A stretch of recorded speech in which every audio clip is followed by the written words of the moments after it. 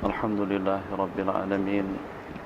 Wa sallallahu wa sallama ala Sayyidina Muhammad Khatamil Anbiya wa Habibi Rabbil Alamin Abil Qasim Amin wa ala alihi wa sahbihi ajma'in.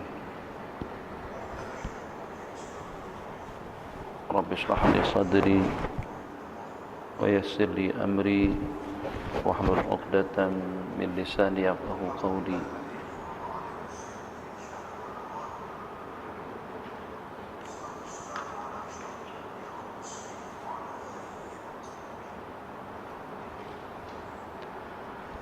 Rabbi yassir wa la tu'assir, Rabbi tamim bi khair. InsyaAllah kita akan melakukan pengajian kita dengan hadis atau dengan mukjizat yang ke-21, muka surat 99. Mukjizat yang ke-21, hadis riwayat daripada Abi Ayyub Al-Ansari radhiyallahu ta'ala anhu qala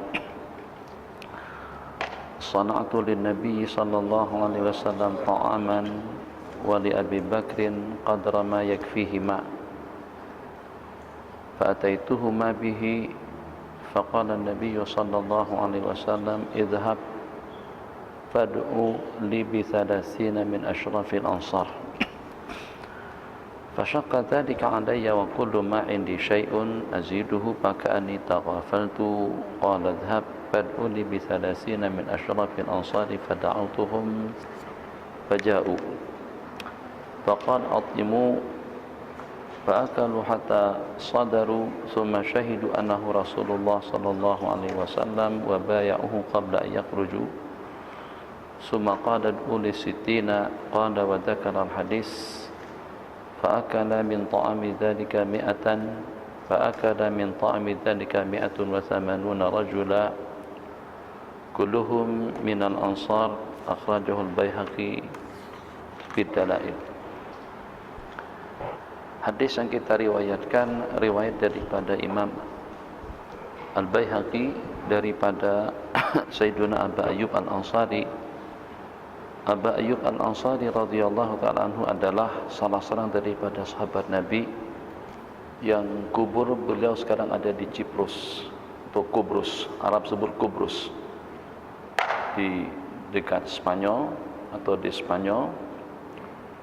Jadi di depan rumah beliau inilah singgahnya tunggangan atau onta baginda Nabi pada hari Nabi kita hijrah ke Madinah, yang walaupun sudah berkali-kali dicegat, apa bahasa Malaysia dicegat, dihalang onta Nabi kita atau rombongan yang datang dari Madinah, Sayyidina Abu Bakar, Sayyidina Abdullah bin Uraiqid, dan juga dengan baginda Rasulullah sallallahu alaihi wasallam, masing-masing ingin mendapatkan kemuliaan dan kehormatan agar dengan Nabi akhir zaman itu singgah di perkampungan dan juga di tempat kediaman mereka.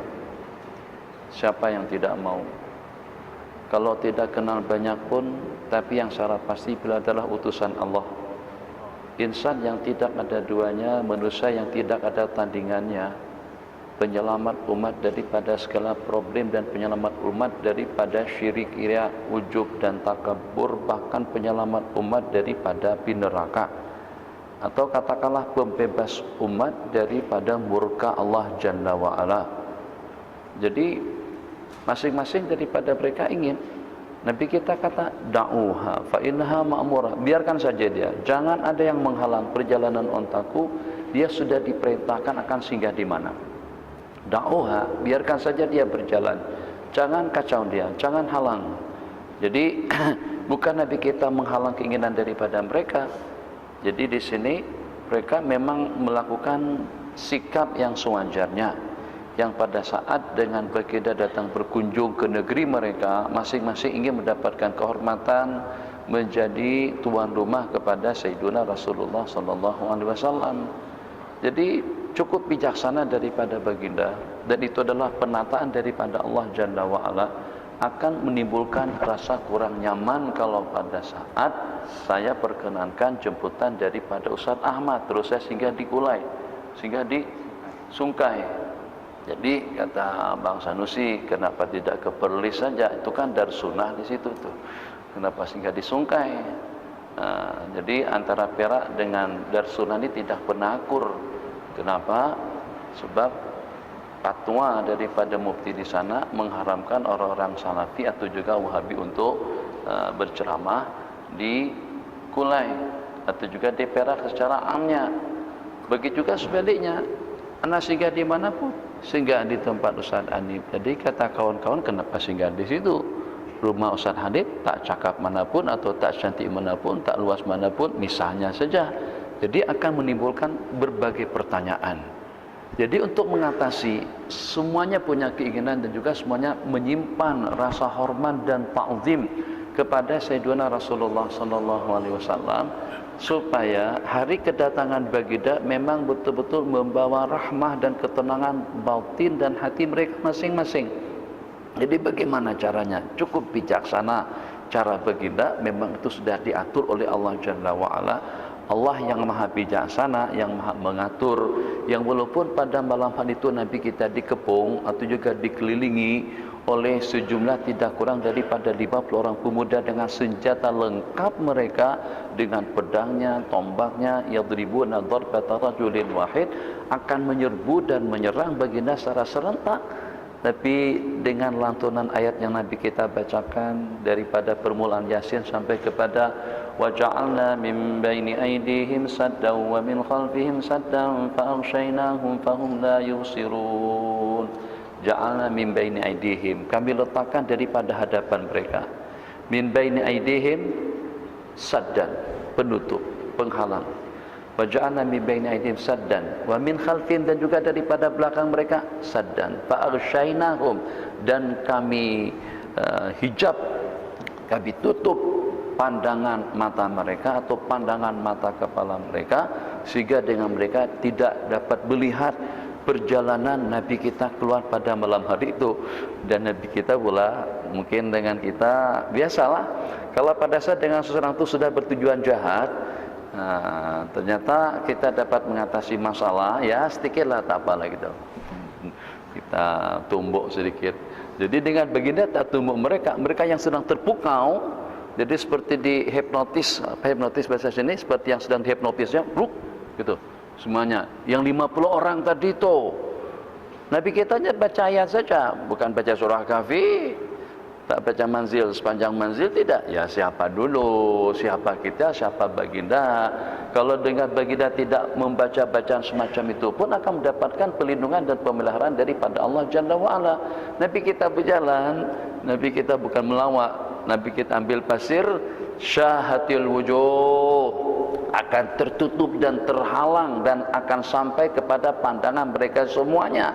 Nabi kita taburkan pasir ke kepala mereka tadi itu, dibikin kacau orang kan, sini sikit, ini sikit.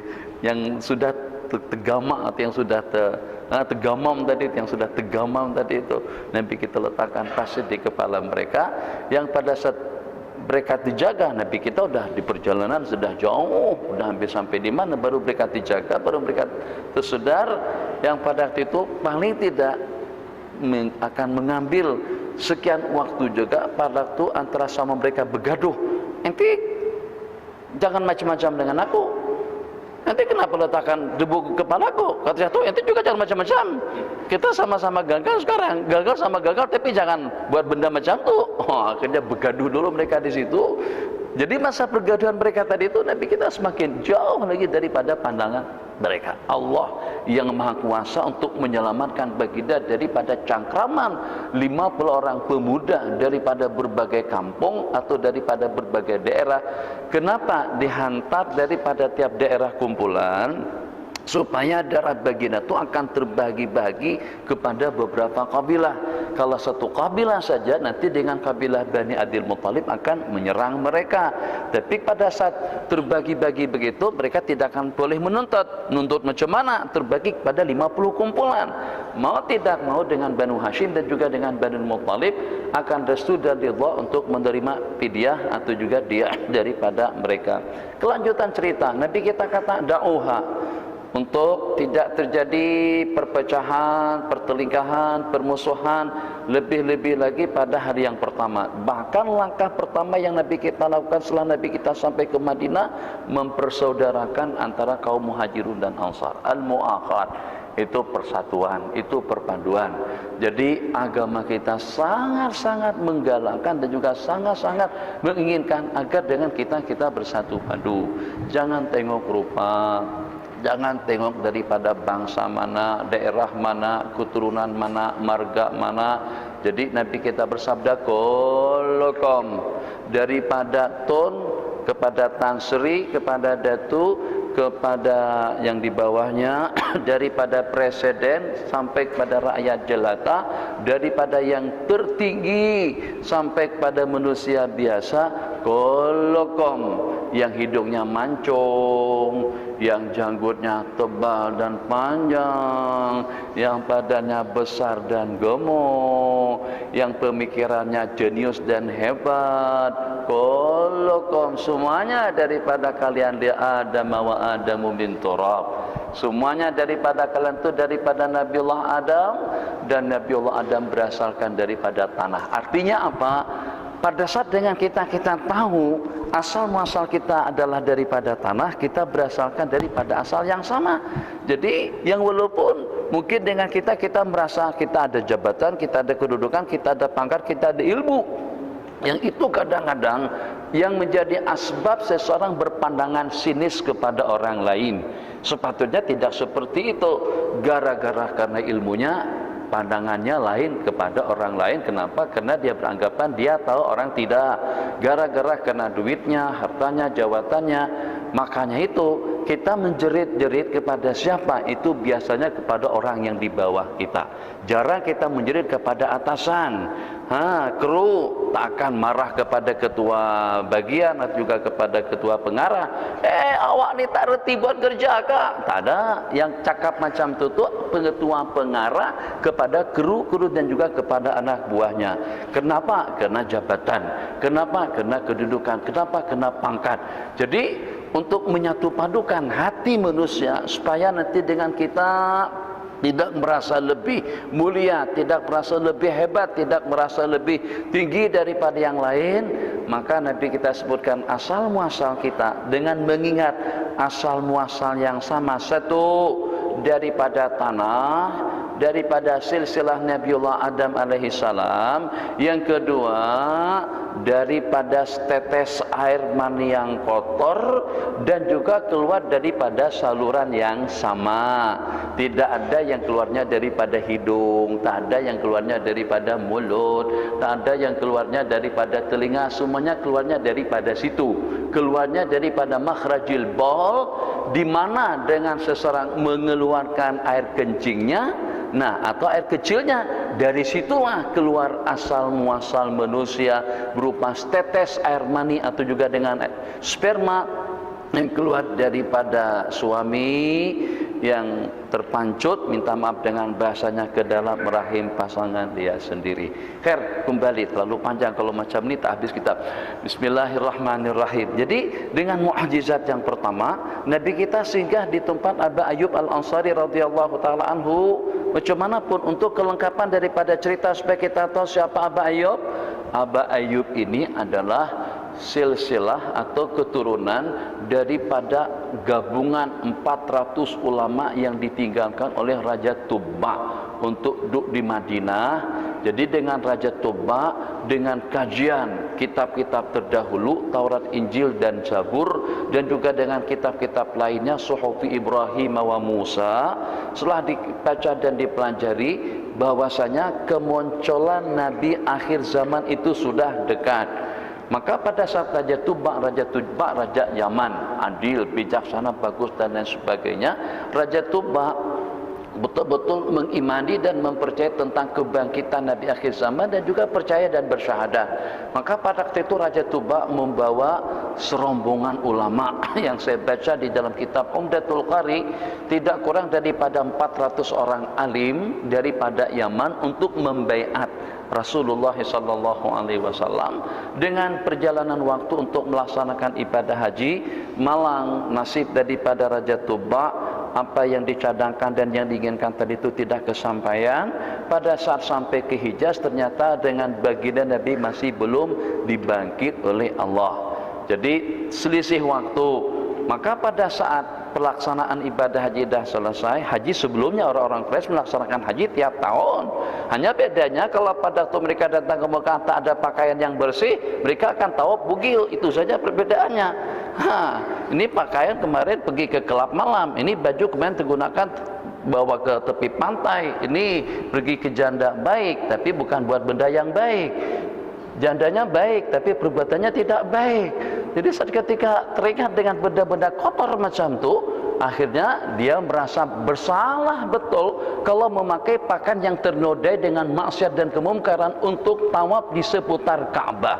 Jadi dia tanggalkan bajunya. Pemikiran songsang terbalik. Jadi karena beranggapan baju tadi itu kotor, lepaskan baju, anggota terbuka ke semuanya. Tak salah. Laki perempuan tidak ada perbedaannya, sehingga sampai dengan seorang perempuan berkata semacam ini, al-yauma yabdu kulluhu aw ba'duhu, hari inilah waktunya akan kelihatan sebahagian atau semuanya. Yang dulu ditutup rapat, tutup atas bawah tak ada yang kelihatan, satu pun tak ada bagian anggota yang kelihatan dari ujung rambut sampai ke ujung kuku. Tapi hari ini akan kelihatan sebahagiannya atau semuanya. Tapi kata dia, fama bada minhu la uhilluhu, tapi yang kelihatan aku tidak menghalalkannya. Bukan berarti yang nampak hai, nah, yang walaupun terbuka, majalah Mangga lah. Mangga itu orang ramai tak tahu. Saya sejak daripada dulu lagi tahun 2000-an, pada saat majalah Mangga itu terbit, sudah dapat mengamat dan mengagak-agak kenapa itu diberi nama dengan mangga, kenapa tidak dengan durian, kenapa tidak dengan buah cempedak misalnya, itu juga dengan manggis, rambutan, 1000 macam buah-buahan takkan mangga yang mendapatkan kehormatan untuk menjadi nama majalah itu. Rupa-rupanya banyak mangga di hadapan di dalamnya itu. Banyak mangga di dalam, duduk begitu, begini, entah macam mana. Jadi nakal betul. Yang si penerbit atau siapa Sampang menamakan majalah itu dengan mangga. Jadi ada satu isyarat malami' yang tidak dapat digesan oleh si pembaca. Kembali, jadi yang walaupun nampak kelihatan tetap aku tidak menghalalkannya. Itu keadaan masyarakat pada saat itu, tawaf telanjang bugil. Innalillahi wa inna ilaihi raji'un. Raja Toba setelah selesai melaksanakan haji terus pergi ke Madinah, sebab karena tahu mahjar hijrah Nabi akhir zaman itu nanti ke Madinah.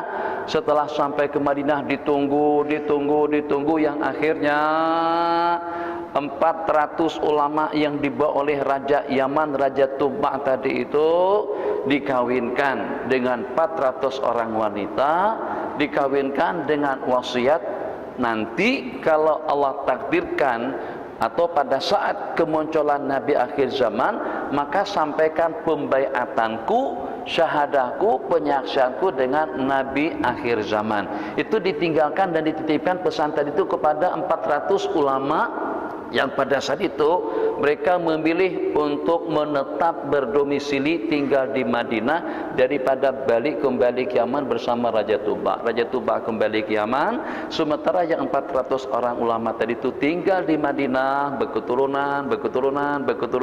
Nah, daripada salah silah keturunan yang 400 tadi itu adalah Sayyidina Abu Ayyub Al-Ansari radhiyallahu taala anhu. Jadi dikatakan pada masa Nabi kita hijrah ke Madinah, maka masing-masing mencegat onta Nabi kita. Nabi kita kata jangan dihalang, biarkan dia berjalan. Fa innaha ma'murah, dia sudah diperintahkan akan singgah di mana, berjalan sampai ke pekarangan rumah Abu Ayyub Al-Ansari. Dia baring atau dia duduk singgah di situ. Nabi kita bersabda, hunal manzil, di sini tempat kediaman kita insyaallah. Dikatakan dalam riwayat tersebut, pertanyaan Nabi kita yang pertama, Nabi kita tidak mendapatkan email atau Facebook atau SMS daripada sesiapa. Nabi kita kata, mana surat Raja Tuba, mana penyaksian Raja Tuba. Maka dengan Abu Ayyub pun terkejut, tapi tidak terasa kaget sangat. Kenapa? Sebab ini Nabi dan Rasul. Jadi diserahkan penyaksian daripada Raja Tuba yang beriman dan yang bersyahadah dengan kenabian Sayyidina Rasulullah sallallahu alaihi wasallam. Itu cerita tentang Aba Ayyub kenapa mendapatkan